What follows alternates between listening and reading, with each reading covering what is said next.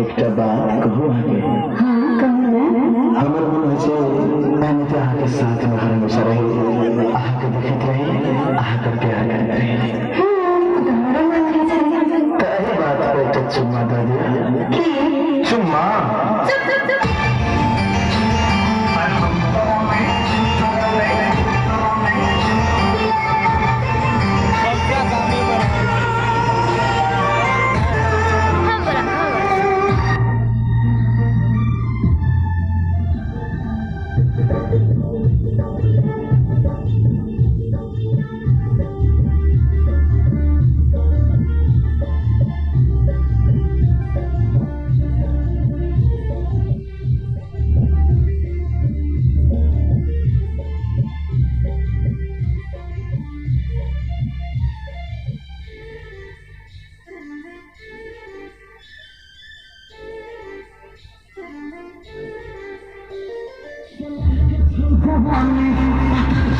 कमरिया सलाम कचो जहानी छोटे कमरिया अहम छोड़ो